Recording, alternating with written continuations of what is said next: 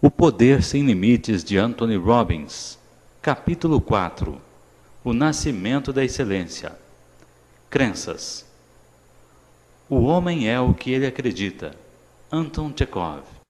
Em seu maravilhoso livro Anatomy of an Illness, Norman Cousins conta uma instrutiva história sobre Pablo Casals, um dos maiores músicos do século XX.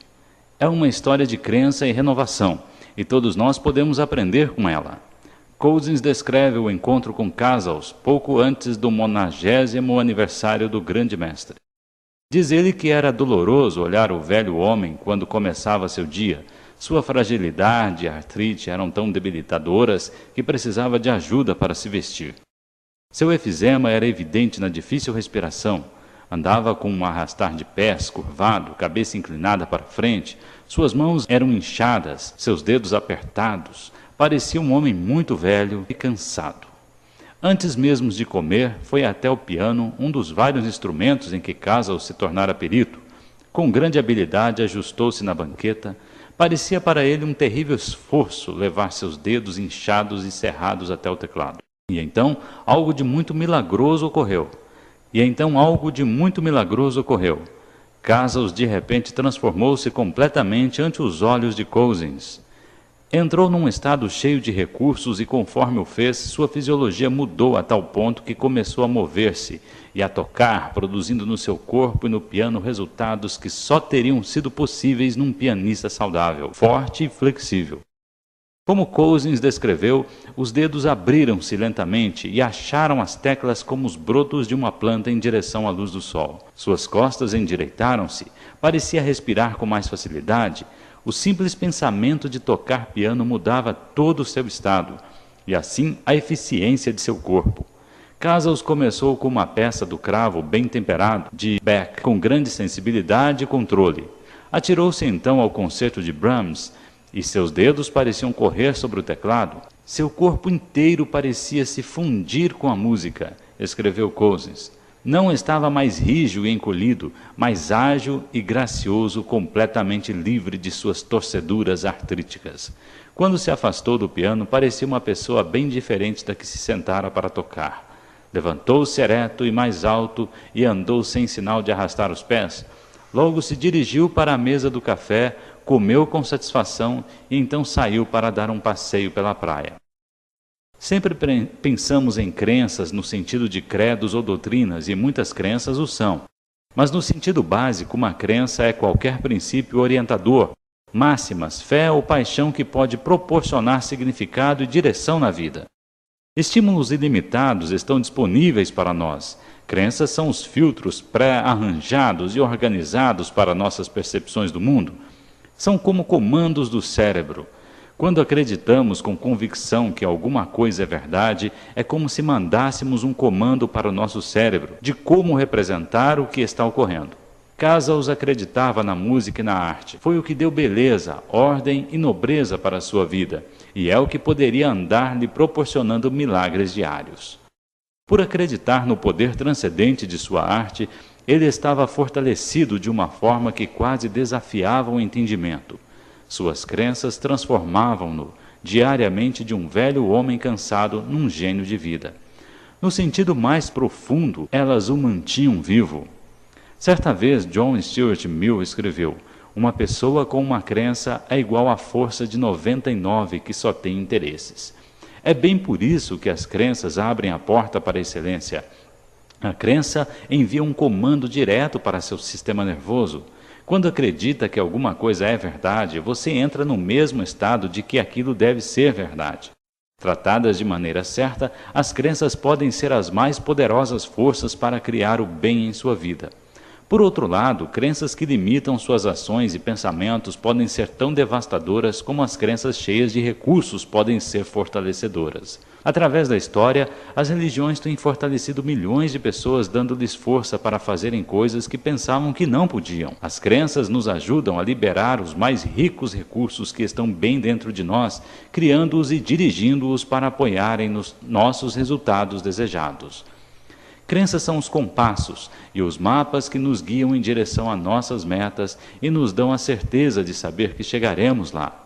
Sem crenças, ou a capacidade de entrar nelas, as pessoas podem ser totalmente enfraquecidas. São como um barco a motor sem o motor ou leme. Com crenças orientadoras fortes, você tem o poder de tomar medidas e criar o mundo no qual quer viver. As crenças ajudam-nos a ver o que quer e energizam-no para obtê-lo. De fato, não há força diretora mais poderosa no comportamento humano do que a crença. Em essência, a história humana é a história da crença humana. As pessoas que mudaram a história, Cristo, Maomé, Copérnico, Colombo, Edison ou Einstein, foram as que mudaram nossas crenças. Para mudar nossos próprios comportamentos, temos que começar a alterar nossas próprias crenças.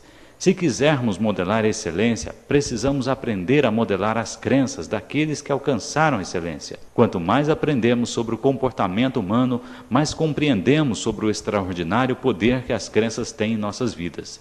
Esse poder desafia de várias formas os modelos lógicos que muitos de nós possuímos.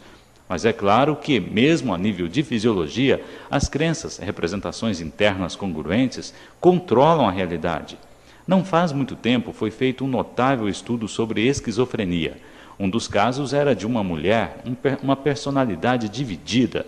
Normalmente, seus níveis de açúcar no sangue eram completamente normais, mas quando acreditou que estava diabética, toda a sua fisiologia mudou para tornar-se a de uma diabética. Sua crença se tornara sua realidade. No mesmo sentido, houve numerosos estudos em que uma pessoa em transe hipnótico era tocada com um pedaço de gelo, representando para ela como um pedaço de metal quente. Todas as vezes apareceu-lhe uma bolha no lugar do contato. O que contava não era a realidade, mas a crença, ou seja, a comunicação direta, não questionada pelo sistema nervoso. O cérebro simplesmente faz o que é mandado. A maioria de nós está ciente do efeito placebo. Pessoas a quem se diz que uma droga terá um certo efeito, muitas vezes experimentarão esse efeito, mesmo quando recebem uma pílula inócua, sem propriedade ativa. Norman Cousins, que aprendeu em primeira mão o poder da crença ao eliminar sua própria doença, concluiu: as drogas não são sempre necessárias, mas a crença na recuperação sempre é. Um notável estudo sobre placebo refere-se a um grupo de pacientes com úlceras supuradas. Estavam divididos em 2 grupos. Foi dito às pessoas de um dos grupos que receberiam uma nova droga que certamente produziria alívio. Às do segundo grupo foi dito que iam receber uma droga experimental sobre cujos efeitos se sabiam muito pouco.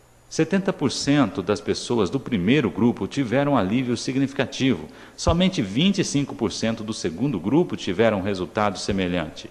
Em ambos os casos, os pacientes receberam uma droga sem nenhuma propriedade medicinal. A única diferença foi o sistema de crença que adotaram.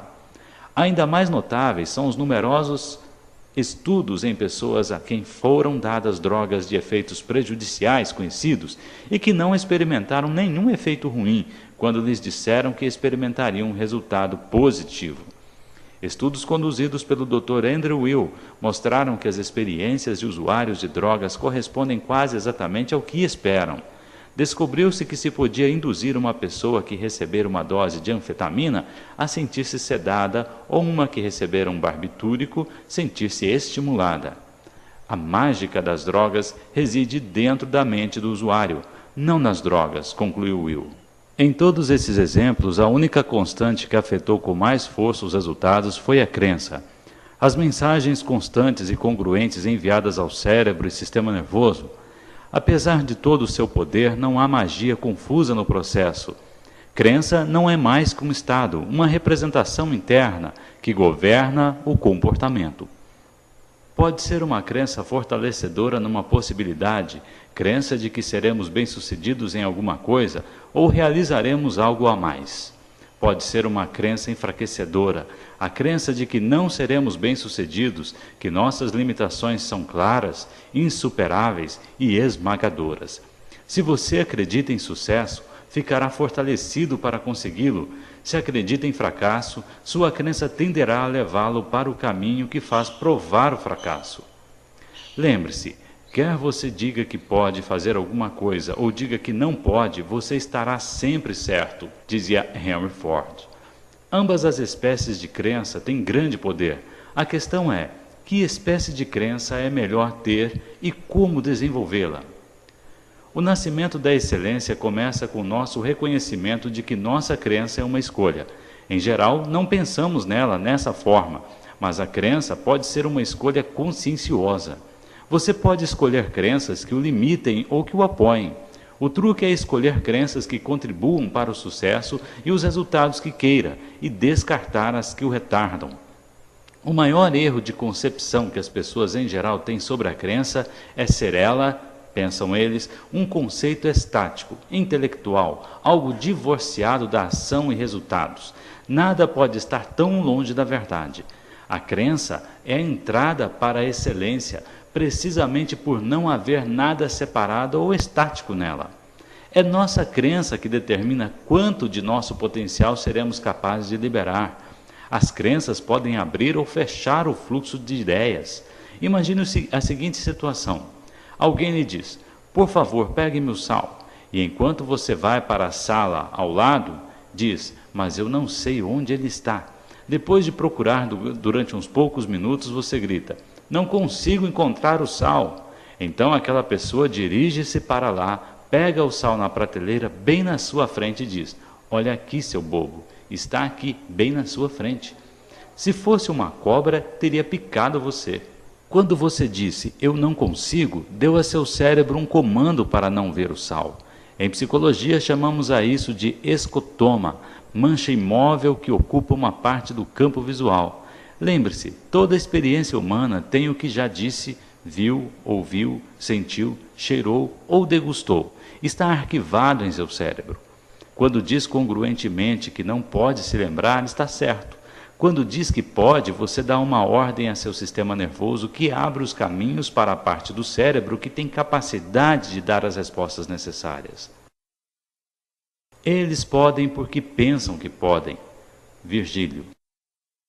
Assim, outra vez, o que são crenças? São abordagens para a percepção pré-formadas, pré-organizadas, que filtram nossa comunicação para nós mesmos de uma maneira consistente. De onde vêm as crenças? Por que algumas pessoas têm crenças que as empurram na direção do sucesso, enquanto outras têm crenças que só ajudam-nas a falhar? Se vamos tentar modelar as crenças que favorecem a excelência, a primeira coisa que precisamos descobrir é de onde vêm aquelas crenças. A primeira fonte é o ambiente. É aí que os ciclos de sucesso que estão produzindo sucesso e os de fracasso que estão produzindo fracassos são apresentados da forma mais implacável que existe. O verdadeiro horror da vida no gueto não são as frustrações e privações diárias. As pessoas podem superá-las. O verdadeiro pesadelo é o efeito que o ambiente tem nas crenças e sonhos. Se tudo o que você vê é fracasso e desespero, é muito difícil para você formar representações internas que favoreçam o sucesso. Lembre-se, no capítulo anterior dissemos que modelagem é algo que todos nós fazemos com coerência. Se você crescer com bem-estar e sucesso, pode com facilidade modelar bem-estar e sucesso. Se você cresceu na pobreza e desespero, é daí que vêm seus modelos de possibilidade. Albert Einstein disse: poucas pessoas são capazes de expressar com equanimidade opiniões que diferem dos preconceitos de seu ambiente social. A maioria das pessoas é até incapaz de formar tais opiniões.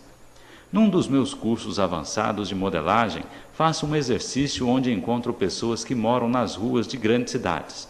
Eu as trago e modelo seus sistemas de crenças e estratégias mentais.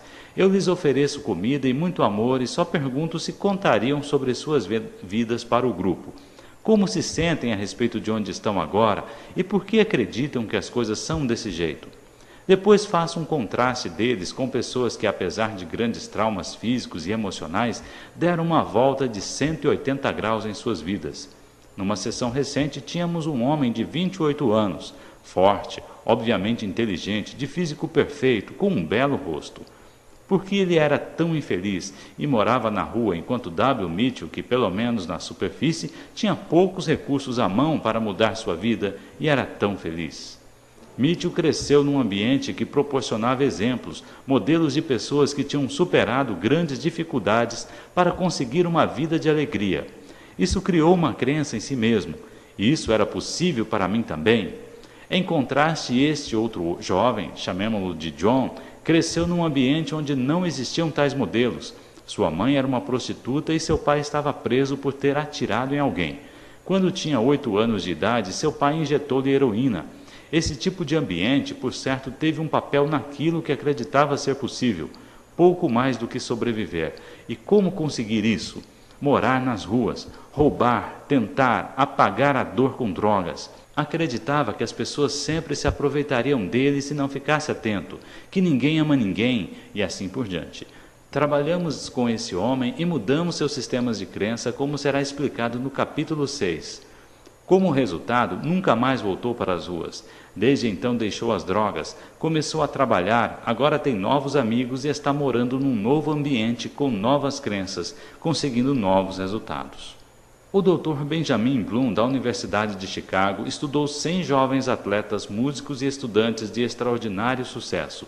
Ficou surpreso ao descobrir que a maioria dos jovens prodígios não tinha começado mostrando grandes lampejos de brilho. Em vez disso, a maioria recebera atenção cuidadosa, direção, apoio e então começara a se desenvolver. A crença de que poderiam ser especiais veio antes de qualquer sinal e evidente grande talento.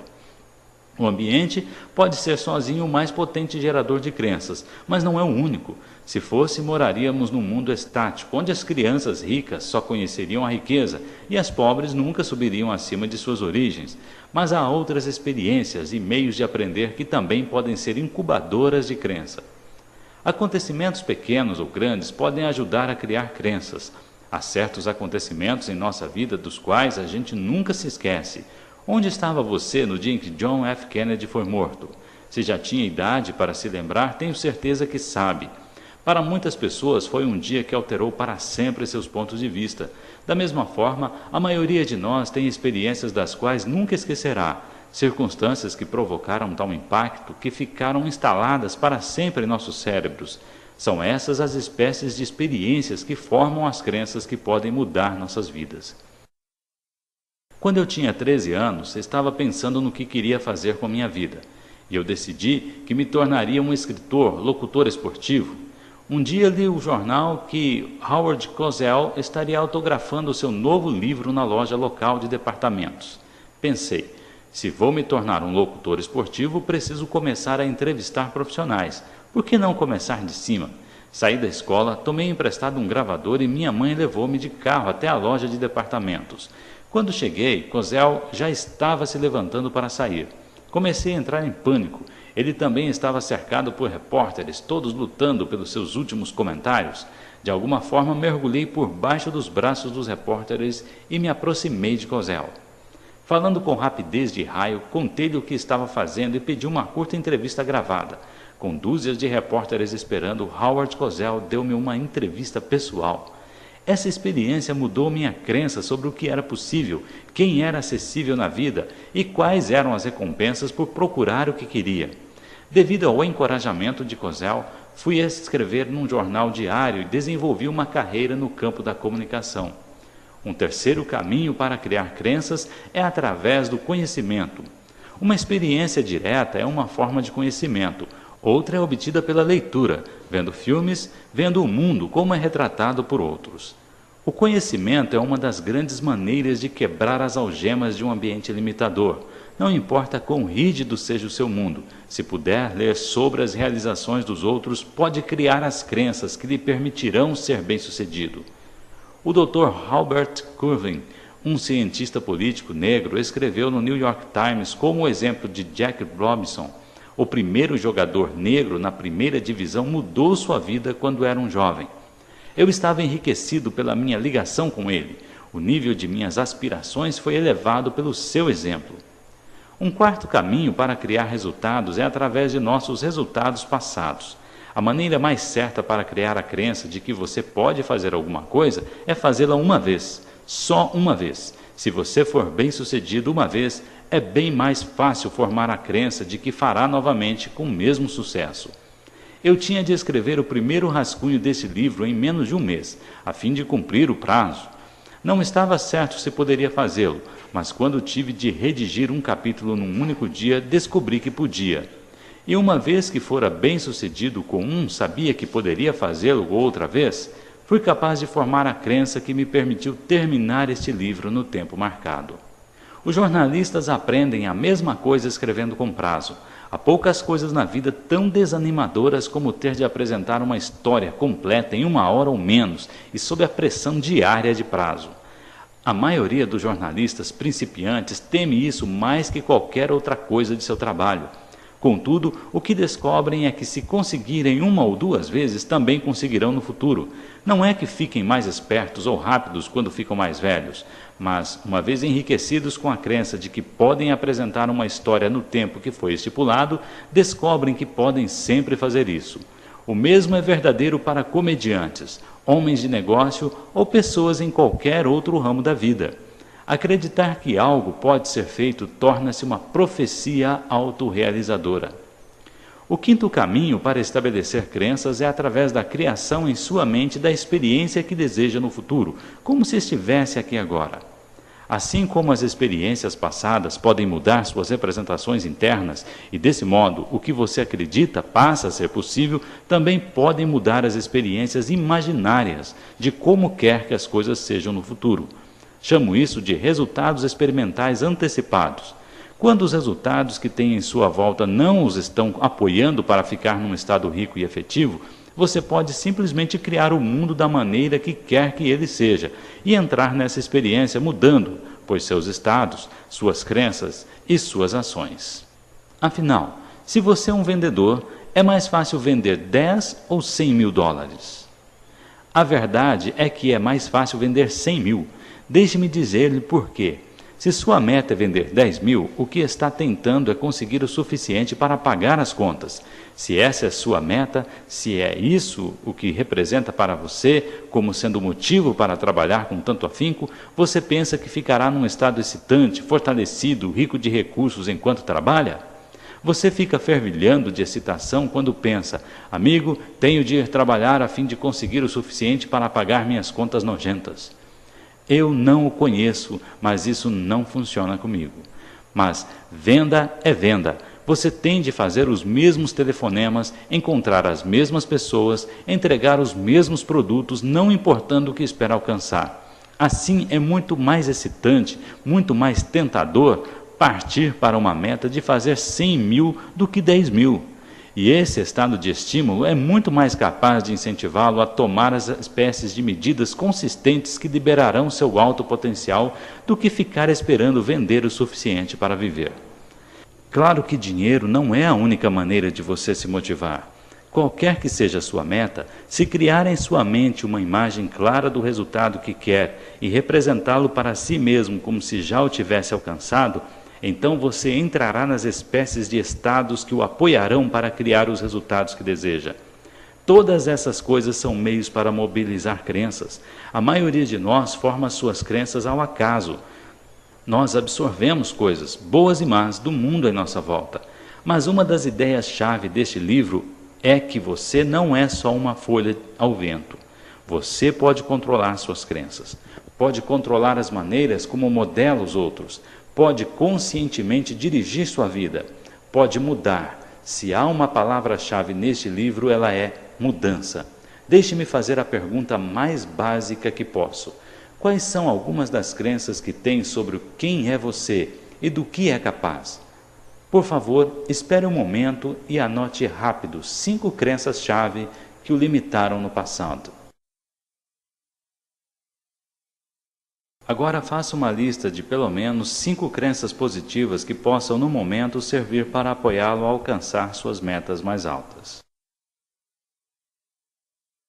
Uma das premissas que temos é que toda declaração que você faz é dada e é relativa ao tempo em que é feita.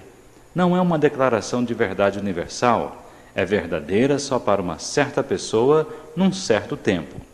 É sujeita à mudança. Se você tem sistemas de crenças negativas, agora já deve saber que tipos de efeitos prejudiciais elas têm. Mas é essencial compreender que os sistemas de crenças não são mais imutáveis do que o comprimento de seu cabelo, sua inclinação para um tipo particular de música, a qualidade de seu relacionamento com uma pessoa especial. Se estiver dirigindo um Honda e decidir que seria mais feliz dirigindo um Chrysler, ou um Cadillac ou uma Mercedes, isto está em seu poder de mudar. Suas representações internas e crenças trabalham da mesma forma. Se você não gostar delas, pode trocá-las. Todos nós temos uma hierarquia, uma escala de crenças. Temos crenças profundas, coisas que são tão fundamentais que morreríamos por elas. Coisas como as nossas ideias sobre patriotismo, família e amor.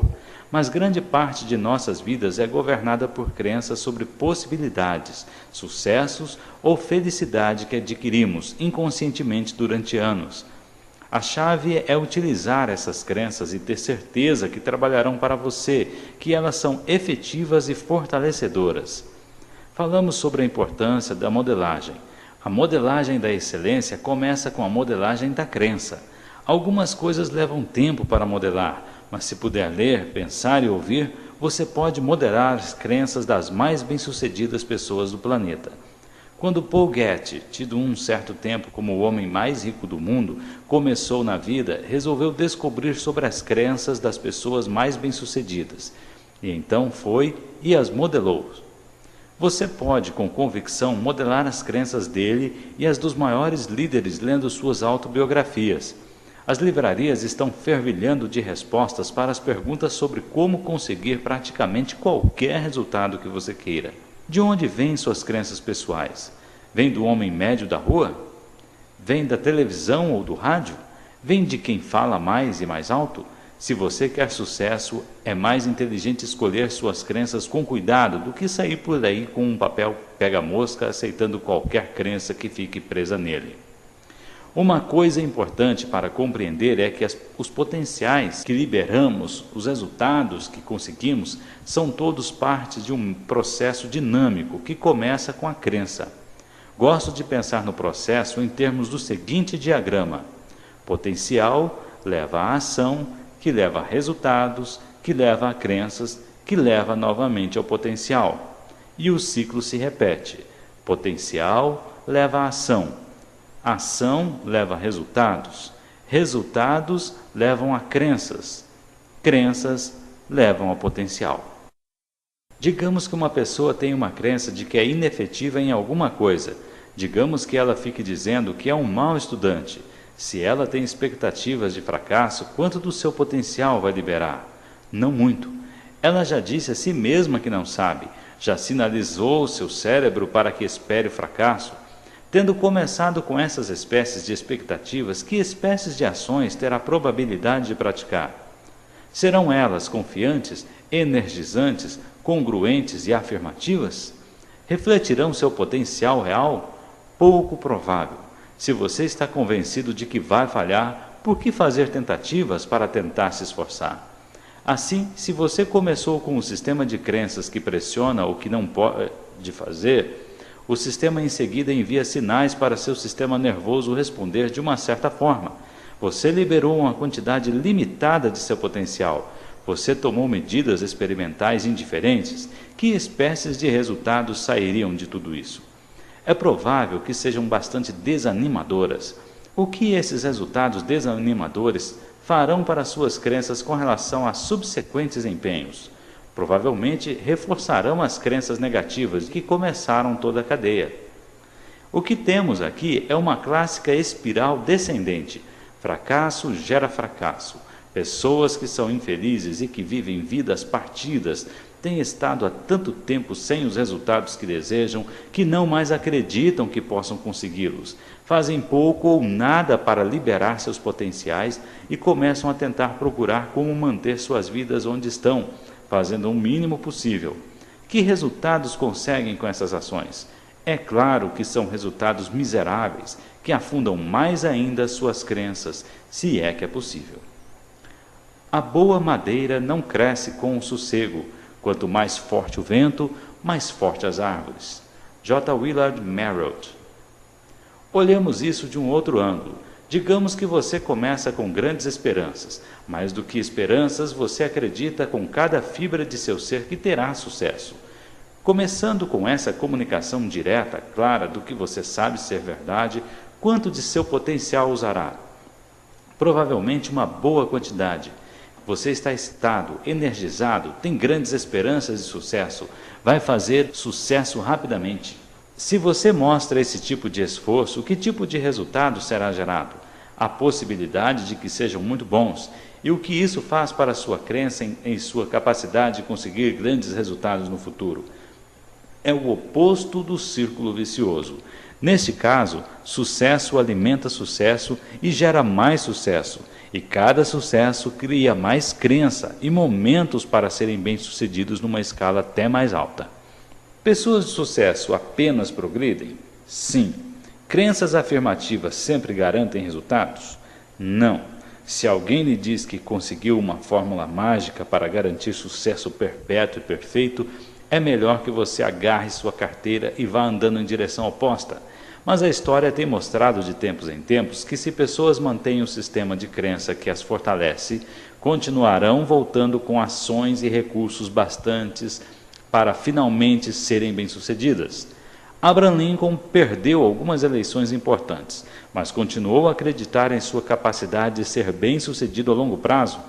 Ele se permitiu ser fortalecido pelo sucesso e recusou ficar amedrontado por seus fracassos. Seu sistema de crença estava engrenado em direção à excelência e finalmente conseguiu-a. Quando o fez, mudou a história de seu país.